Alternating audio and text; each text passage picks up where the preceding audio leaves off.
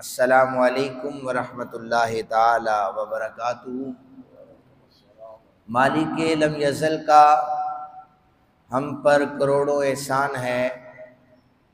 उसने हमें एक मर्तबा फिर अपने घर में बैठकर अपना और अपने हबीब मुकर्रम सल्लल्लाहु अलैहि वसल्लम का ज़िक्र करने की तौफीक अता फरमाई है।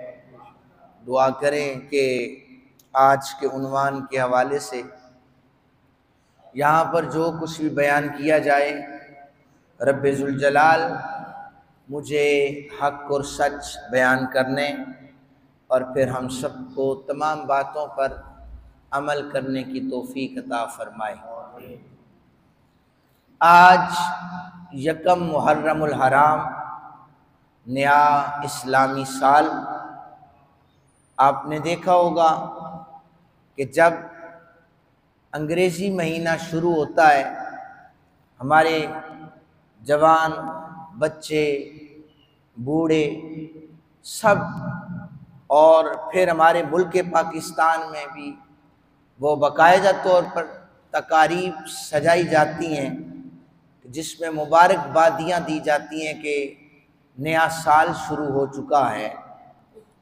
वो हम अंग्रेज़ी कैलेंडर के हवाले से नए साल की आमद पर हम तकारीब भी सजाते हैं। मुख्तलिफ़ किस्म की जो रस्में हैं आजकल, वो सारी की सारी जो गैरुल्लाह की घड़ी हुई रस्में हैं, वो सारी की सारी ये आज का मुसलमान जो है वो इन्हें अपना चुका है। इसलिए मेरी जो आज की गुफ्तगू का उन्वान है वो नया इस्लामी साल जो है वो मुहर्रमुल हराम का महीना आज यकम है और हम अल्हम्दुलिल्लाह मुसलमान हैं, इस्लामी जमहूरिया पाकिस्तान के बासी हैं। इसलिए हमें ज़्यादा से ज़्यादा कोशिश ये करनी चाहिए, ख़ुद भी अपने बच्चों को भी इस्लामी महीनों के जो नाम हैं कम से कम वो याद करवाने चाहिए और बताना चाहिए कि कौन कौन से इस्लामी महीनों में इस्लाम की खातिर किन किन लोगों ने अपनी जानों को कुर्बान भी किया है, ताकि उन्हें पता चले कि यकम मुहर्रमुल हराम ये नए साल की इब्तदा है। लेकिन इस महीने में शहजादा गुलगू कुबा, राकिब दोश मुस्तफ़ा इमाम हुसैन अलैहिस्सलाम की शहादत भी है और दीगर मज़ीद वाक़यात भी मौजूद हैं। वो इंशाअल्लाह आइंदा जुमअतुल मुबारक में भी अर्ज़ करेंगे। इसी तरह ज़ुल्हज के महीने में खलीफा दोम हज़रत अमीरुल मोमिनीन उमर बिन खत्ताब रज़ियल्लाहु ताला अन्हु आपकी शहादत थी। उस हवाले से भी हम गुफ्तगू कर चुके हैं। लिहाजा आज जो अल्फाज भी यहाँ से अदा हों, दुआ करें कि अल्लाह ताला हमें पूरा साल इन पर अमल पैरा होने की तौफीक अता फरमाए, ताकि साल की जो इब्तदा है वो अच्छी नीयतों से की जाए कि मालिक हम ये भी चाहते हैं, ये भी चाहते हैं, ये भी चाहते हैं। तो साल की इब्तदा जो है वो अच्छे अंदाज से करें। अल्लाह ताला हमारे इस पूरे साल में हमारी ज़िंदगी में खुशियाँ अता फरमाए, सुकून अता फरमाए। मैंने जो आय मुकद्दसा पढ़ी है उसका तर्जुमा ये है कि बेशक अल्लाह अज़्ज़ा व जल अदल और एहसान और रिश्तेदारों के साथ हुस्ने सलूक करने का हुक्म दे रहा है। यामुरु यानी वो रब्बे ज़ुल जलाल हुक्म दे रहा है कि अदल करो, एहसान करो और रिश्तेदारों को दो, हुकूक दो। अगर तुम्हारे पास माल ज़्यादा है तो माली तौर पर अपने रिश्तेदारों के साथ तावन करो। फिर आगे फरमाया कि वयनहा, और वही अल्लाह अज़्ज़ा वजल मना फरमा रहा है, अनिल फहशा, बेहयाई से, वल मुनकर, बुरे कामों से, वल बग़्ज़, और जुल्म से, याइज़ुकुम लअल्लकुम तज़क्करून, वो अल्लाह नसीहत करता है ताकि उसके बंदे नसीहत पर अमल करने वाले बन जाएं।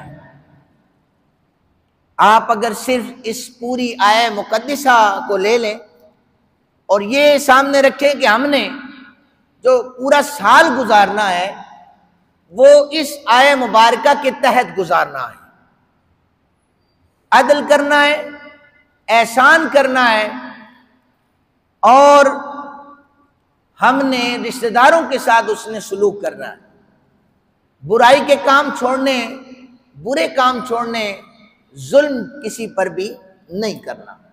इसलिए कि एक मुसलमान जो होता है उसकी जबान से भी दूसरा मुसलमान भाई उसकी इज्जत महफूज होनी चाहिए, उसके हाथ से भी मुसलमान भाई की इज्जत महफूज होनी चाहिए। नाम की हद तक मैं भी मुसलमान, आप भी मुसलमान, लेकिन अमली मैदान में जो इस्लाम के अहकामात हैं उन पर ना अमल मेरा पूरा है ना आप पूरा कर रहे हैं। अगर हम जैसे हमारे दरसे हदीस मुबारका में कारोबारी हजरात से जब वो खरीदो फरोख्त के हवाले से इस्लाम के अहकामात को बयान किया गया, लग यूं रहा था कि हम में से 96% लोग अमल ही नहीं करते इस पर।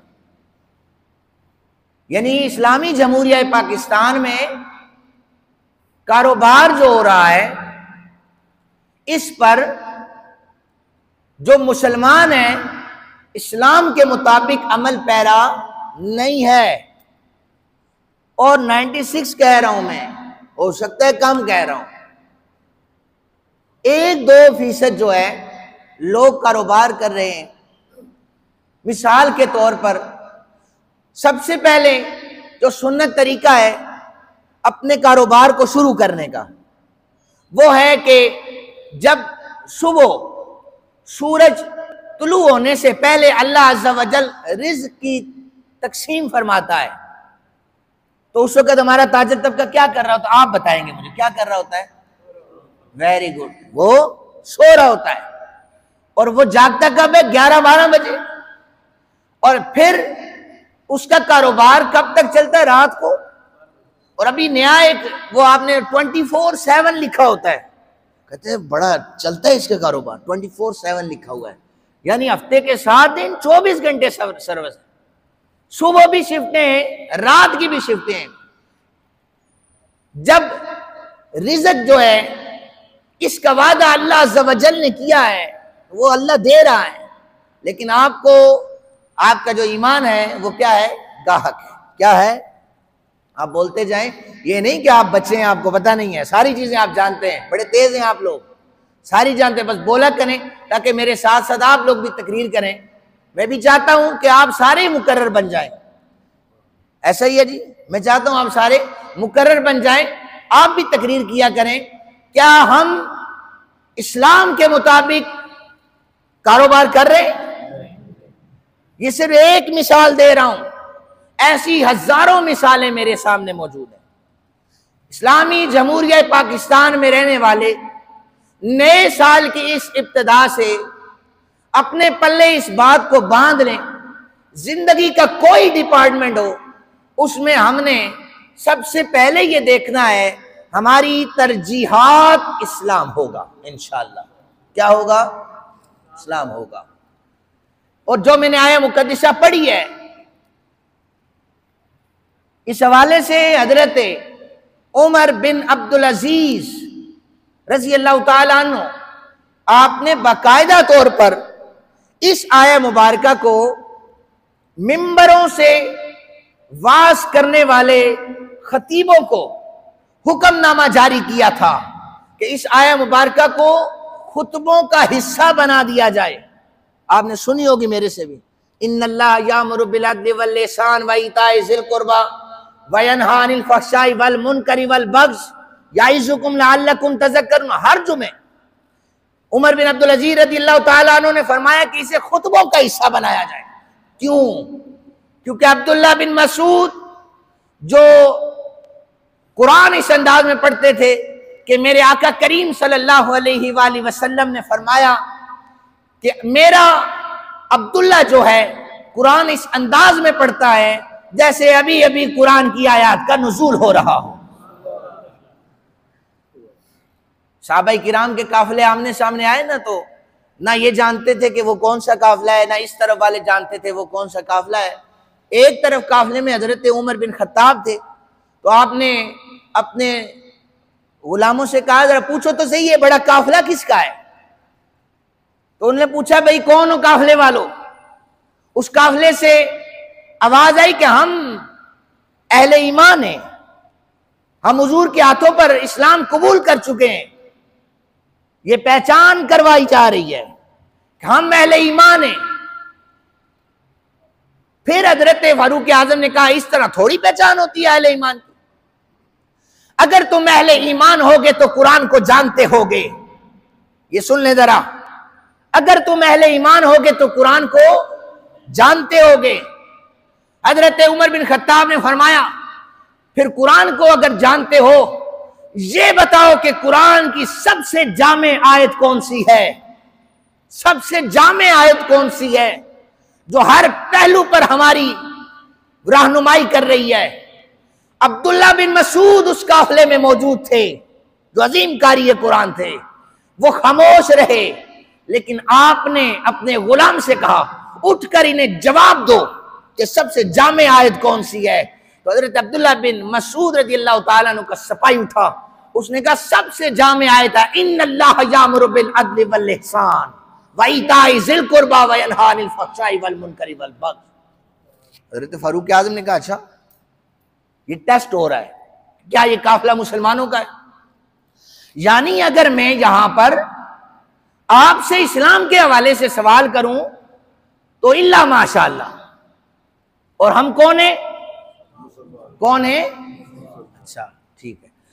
तो हजरत उमर बिन खत्ताब ने कहा नहीं ऐसे थोड़ी होता है। आपने फरमाया दूसरा सवाल इनसे करो, इन्हें पूछो कि कुरान की सबसे अजमतों वाली आयत कौन सी है। ये अपने आप को अहले ईमान कह रहे हैं, इनसे पूछो अजमतों वाली आयत कौन सी है। अब्दुल्ला बिन मसूद खामोश रहे, अपने गुलाम से कहा उठकर जवाब दो। उसने कहा सूरह बकरा 30वें पारे की इब्तिदा है, अल्लाहु ला इलाहा इल्ला हुवल हय्युल कय्यूम, आयतुल कुर्सी जिसे हम कहते हैं। उसने कहा कि ये जो सबसे अजमतों वाली ये आया मुकद्दसा है। हजरत फारूक आजम ने फरमाया मुझे ये बताओ ए काफिले वालों, तुम्हारे अंदर कहीं पे अब्दुल्ला बिन मसूद तो नहीं बैठा हुआ? तुम्हारे अंदर कोई अब्दुल्ला बिन मसूद तो नहीं है? वो गुलाम कहने लगा हाँ अब्दुल्ला बिन मसूद हमारे दरमियान मौजूद है। तो अब्दुल्ला बिन मसूद जो थे ये हजरत फारूक आजम के जमाने में भी फतवा भी दिया करते थे, सहाबाए किराम इनसे मसाइल का इस्तिंबात किया करते थे, अजीम कारी कुरान थे। ये तिलावत में आपको अर्ज कर चुका हूं, ऐसे करते थे जैसे कुरान अभी अभी नाजिल हो रहा है। और कभी कभी ये तिलावत करते थे तो मेरे और आपके आका सल्लल्लाहु अलैहि वसल्लम गलियों से गुजरते हुए कहते मेरे सहाबा रुक जाओ, मेरा अब्दुल्ला तिलावत कर रहा है। तो ये आयत क्या है? सबसे जामे आय मुबारका है, ये जामे आय मुबारका है। इसे पल्ले बांध ले, पूरा साल इसी के मुताबिक गुजार ले। आप ये 3-4 बातें, अदल, एहसान, रिश्तेदारों के साथ उसने सलूक, बुराइयों से बचे, जुल्म से बचे, बुरे कामों से बचे, मामलात ही सीधे हो जाएंगे। इसका शान नज़ुल सुन लें। शान नज़ुल बड़ा प्यारा है। हुजूर के इमाम तिरमिज़ी अलैहि रहमा ने लिखा है, कहते हैं कि मैं एक जगह से गुजर रहा था, ये कितने अजमतों वाले सहाबा हैं कि जिन्हें ये भी सआदत नसीब हुई है कि सहाबा में से कुछ तो थे डायरेक्ट हुजूर की बारगाह में आते थे, कुछ मौजाद भी देखते थे, लेकिन कुछ ऐसे सहाबा थे जिन्हें बुलाकर रसूल कायनात सल्लल्लाहु अलैहि वसल्लम ने अपने हल्काए वो रुफका में नबी पाक सल्लल्लाहु अलैहि वसल्लम ने उन्हें शामिल किया था। उस्मान बिन मज़ऊन रज़ी अल्लाह ताला अन्हु, ये कहते हैं मैं बाहर से गुजर रहा था ना, हुजूर की नजरें मुझ पर पड़ गई। आए हाय, हुजूर की निगाहें जिस पर पड़ जाएं तो पहले ही उसके दिल की दुनिया बदल जाती है। तो हजरत उस्मान बिन मज़ऊन कहते हैं हुजूर ने फरमाया उस्मान अंदर आ जाओ, और बुलाकर फरमाया मेरे सामने बैठ जाओ, हम तुमसे गपशप करना चाहते हैं। कहते हैं मैं हुजूर के सामने बैठा तो हुजूर मुझसे गुफ्तगू जो ही शुरू करने लगे ना, अचानक मेरे आका करीम सल्लल्लाहु अलैहि वसल्लम ने आसमान की तरफ देखना शुरू कर दिया।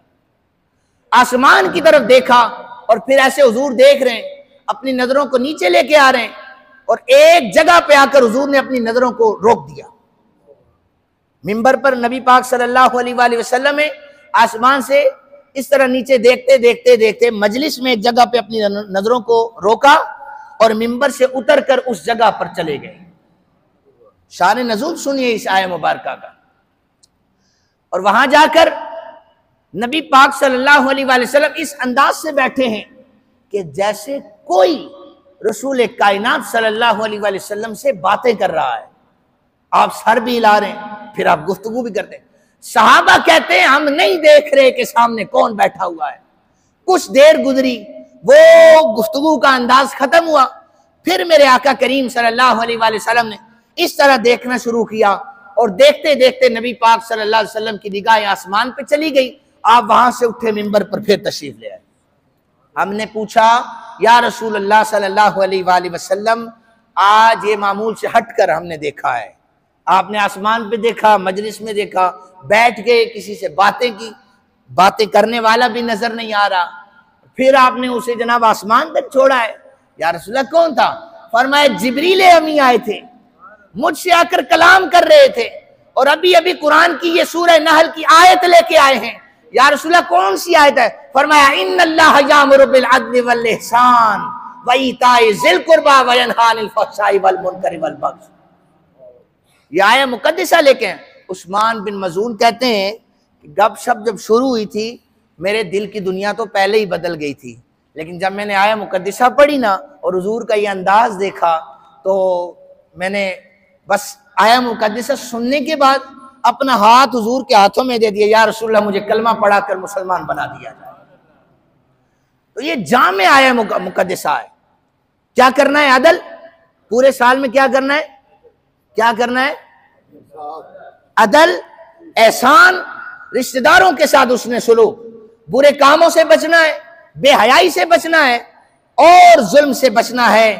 यही रिसालत इमाम सल्लल्लाहु अलैहि वसल्लम और अहकामात कुरान पाक है।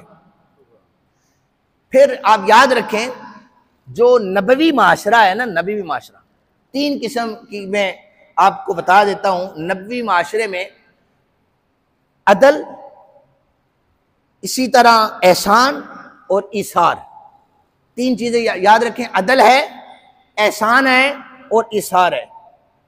अदल क्या है? जरा मिसाल दे दूं। अदल ये है, आपने एक मजदूर रखा, उससे मजदूरी करवाई, 500 रुपया तय हो गए, 500 रुपया उसे दे दिए, ये क्या है? अदल है। क्या है? अदल है। एक मजदूर रखा, मजदूरी करवाई, जो तयशुदा रकम है वो भी दी, थोड़े से ऊपर दे दिए, ये मेरी तरफ से रख लो, ये क्या है? एहसान है। क्या है? एहसान है।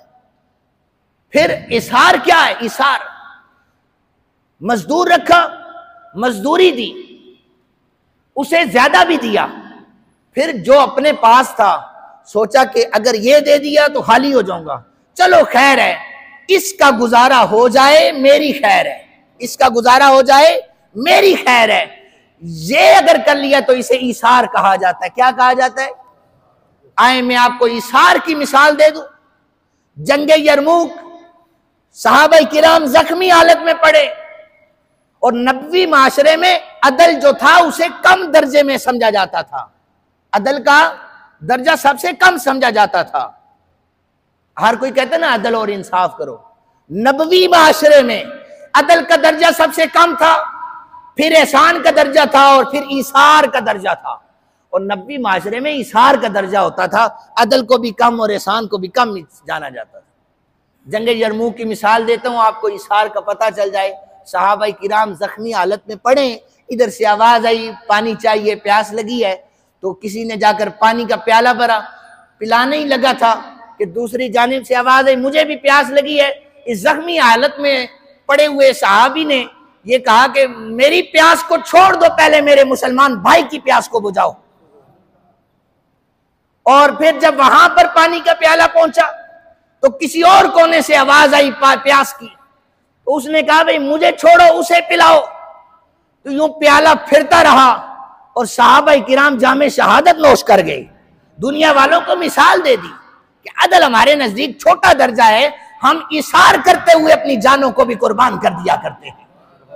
और हमारा माशरा जो ला इलाहा इल्लल्लाह मुहम्मद रसूलुल्लाह पढ़ रहा है, ये क्या करता है? हुजूर के गुलामी में पहला दर्जा इनका।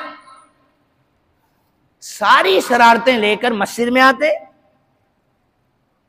और मस्जिद में इनकी ख्वाहिश होती है किसी न किसी तरीके से कोई फितना फसाद हम करते ही रहे। ऐसे ही है। अब मैं कह सकता हूं कि मैं ये क्या कहूं, पांचों उंगलियां बराबर नहीं है। नबवी माशरा हमें किस जानिब तवज्जो दिला रहा है, और ये रसूलुल्लाह सल्लल्लाहु अलैहि वसल्लम के आशिक, हुजूर पर अपनी जानों को निशावर करने का दावा करने वाले मस्जिद में आते ही इसलिए हैं कोई एतराज मिल जाए इमाम साहब के हवाले से, इंतजामिया के हवाले से, वो बयान करो। वरना जो अच्छी चीजें हैं वो तो हमारी जबानों पर आने की अल्लाह ने तौफीक ही नहीं दी कि किसी ने कहा माशाल्लाह बड़ा अच्छा सेटअप है, ये तो तौफीक ही नहीं है। हाँ, अलबत्ता हर एक दूसरे को कहना ये भी गलत है, ये भी गलत है, ये भी गलत है। चले मैं आपको इसकी भी मिसाल दे देता हूं। अल्लाह ताला में नए इस्लामी साल में इन सारी वाहियात बातों से बचने की तौफीक अता फरमाए। वो एक औरत थी ना, उसने एक दिन चांद को देखा, वो घर में सफाई कर रही थी, चांद को देखा उसने, उसके हाथ पर गंदगी लगी हुई थी। क्या था? गंदगी उसके अपने हाथ लगी। इस तरह करके ना कहती है चांद तो आज निकला है 14वीं का, मगर है बदबूदार। क्या कहती है? चांद निकला है बदबूदार। अब चांद भी बदबूदार होता है कभी? आप बोले चांद बदबूदार होता है? फिर उसे घर वालों ने बताया गंद तेरे अपने साथ लगा हुआ है, तू चांद को बदबूदार ना कह, इसलिए गंद हमारे साथ होता है और हम दूसरे को गलत कह रहे होते हैं। सबसे पहले अपना मुहासबा किया जाए कि भाई मैं किस जगह पर खड़ा हूं। सारे मुझे गंदे नजर आ रहे हैं, भाई तू बड़ा पाक साफ है, लिहाजा गंदगी तुम्हारे साथ होगी। अल्लाह का घर भी पाक है, इसके घर में आने वाले भी पाक हैं, अल्लाह ने जिनकी ड्यूटी लगाई है अल्हम्दुलिल्लाह वो भी इन सारी चीजों से पाक है। और दुआ भी करते हैं अल्लाह ताला हम सबको इनसे बचने की भी तौफीक अता फरमाए। फिर आगे चलिए, हम नए इस्लामी साल में जो आज पहला दिन है, कुछ अहदाफ तैयार करें। हर शख्स का एक नस्बुल-ऐन होना चाहिए, एक हदफ होना चाहिए। मेरा हदफ ये है, वो चाहे अपने घर में जाकर अपने बच्चों का हदफ तैयार करे, वो देखे हमारे बच्चे जो हैं वो पूरे साल में उनकी तरतीब क्या होगी। मोबाइल हाथ में देकर फिर भूल जाए कि कौन सी इन्हें तमीज सिखाई जा रही है, कौन सी नाफरमानी है, क्या चीजें देख रहे हैं, उसी के तहत ये जिंदगी गुजार रहे। एक हदफ तैयार किया जाए कि हम इस नए इस्लामी साल में अपने बच्चों को इस्लाम के मुताबिक ये सिखाएंगे, अपने बच्चों को कुरान पाक की तालीम देंगे, अपने बच्चों को अच्छे अंदाज, अच्छे अखलाक सिखाएंगे। याद सारे नियत कर लें कि अल्लाह हम इस नए साल में ये हम नियत करते हैं पूरा साल अपने अपने बच्चों की अच्छी तरबियत करनी है। आए मैं आपको आखिरी हदीस मुबारक सुनाता चलूं। नबी अकरम सल्लल्लाहु अलैहि वसल्लम ने फरमाया, मेरे सहाबा जानते हो मुफलिस कौन है? मुफलिसी ये गरीबी को कहते हैं। हुजूर ने फरमाया जानते हो मुफलिस कौन है? तो सहाबा किराम रिदवानुल्लाहि ताला अन्हुम अजमाइन जो अभी दीन सीख रहे थे, उन्होंने अर्ज की कि या रसूलुल्लाह सल्लल्लाहु अलैहि वसल्लम, मुफलिस वही होगा ना जिसके पास दौलत नहीं है, पैसे की कमी है, वो गरीब होगा। मेरे आका करीम सल्लल्लाहु अलैहि वसल्लम ने फरमाया ऐसी बात नहीं है। मुफलिस वो होगा जो बरोज़े महशर अल्लाह की बारगाह में आएगा जब अल्लाह की बारगाह में उसे पेश किया जाएगा, उसके पास नमाजें भी बेशुमार होंगी, उसके पास हज भी बेशुमार होंगे, सदकात भी बेशुमार होंगे, और उसने खैरात भी बेशुमार की होगी। लेकिन फिर एक शख्स आएगा, कहेगा या अल्लाह इसने मुझे गाली दी थी। फरमाया जाएगा अच्छा इसके नेकियां तुम ले लो, अपने गुनाह इसे दे दो। या अल्लाह इसने मेरा दिल दुखाया था, इसने मेरी इज्जत को तार तार किया था, इसने मेरी सेल्फ रिस्पेक्ट को मजरूह किया था। ये कहते जाएंगे आकर लोग, और उसके अमाल में से नेकियां खत्म होती जाएंगी, उसके पल्ले बाकी सारे लोगों के गुनाह पड़ेंगे। फरमाया ये इंतहाई गरीब शख्स होगा जो अल्लाह की बारगाह में खड़ा होगा।